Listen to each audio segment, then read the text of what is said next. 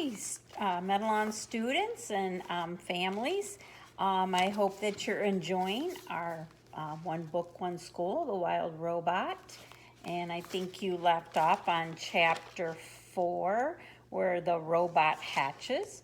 And so now we're going to do chapter 5, The Robot's Gravesite. All right. Those otters were now hiding behind a rock, and their round heads nervously poked up, and they watched as the sparkling monster emerged from the crate. The monster slowly turned her head as she scanned the coastline. Her head turned and turned all the way around, and it didn't stop turning until she was looking right at the otters. "Hello, otters. My name is Roz." The robot's voice was simple and too much for the skittish creatures. The biggest otter squeaked, and the whole gang suddenly took off. They galloped back across the robot gravesite, flopped into the ocean, and raced through the waves just as fast as they could. Roz watched the otters go, but her eyes lingered on the sparkling objects that littered the shore. The objects looked strangely familiar. The robot swung her left leg forward, then her right, and just like that, she was taking her very first steps.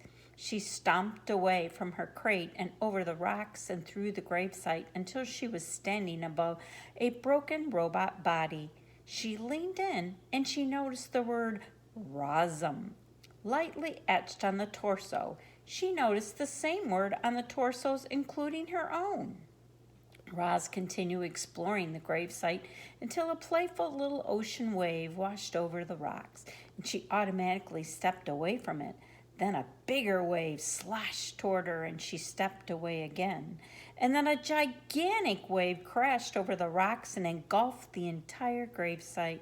Heavy water pounded against her body and knocked her to the ground, and her damaged sensors flared for the first time.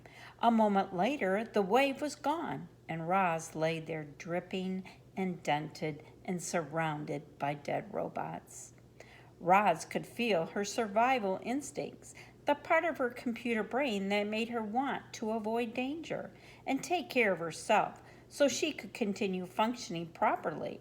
Her instincts were urging her to move away from the ocean, so she carefully got to her feet and saw that high above the shore, the land was bursting with trees and grasses and flowers. It looked lush and safe up there. It looked like a much better place for our robot.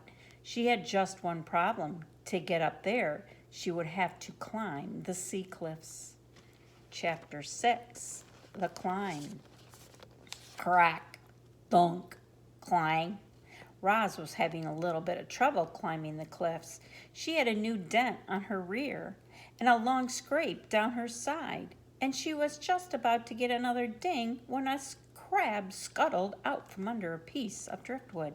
The crab looked up and immediately showed off his giant claws.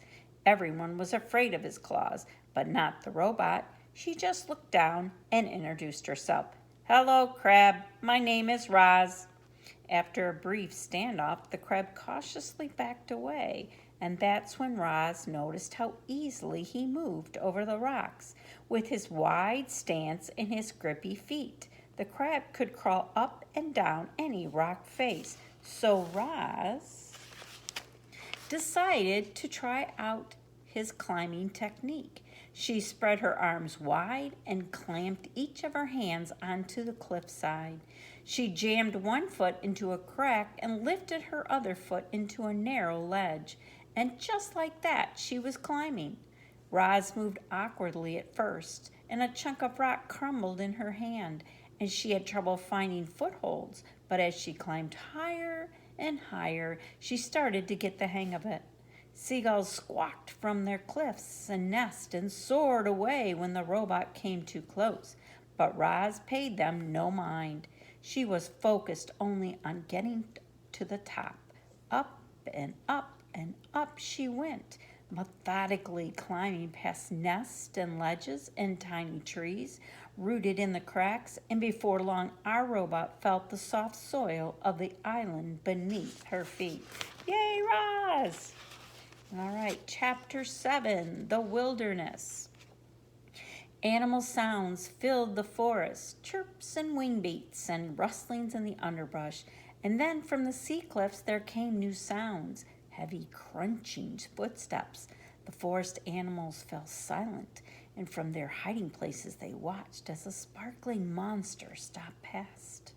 But the forest was not a comfortable place for Roz.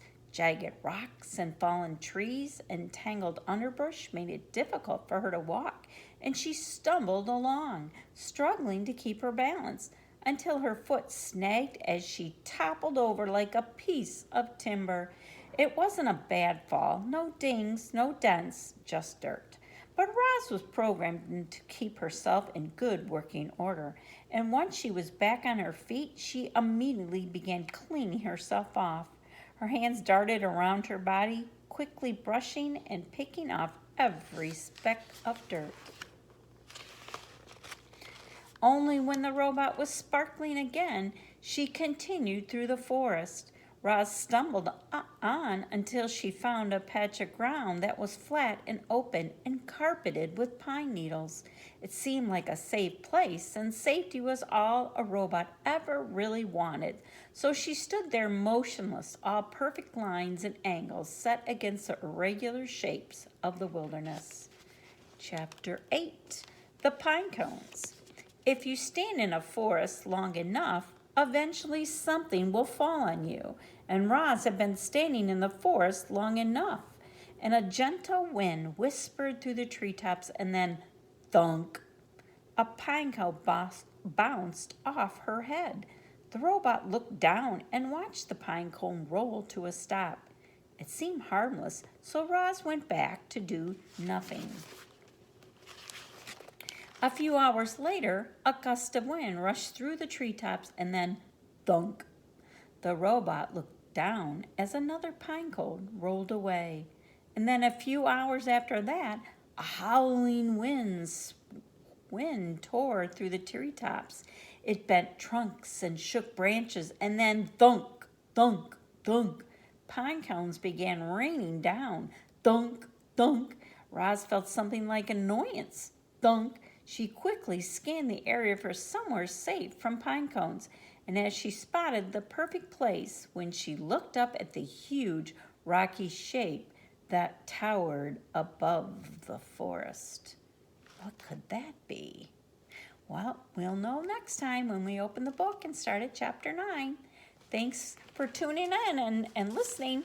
Have a good evening.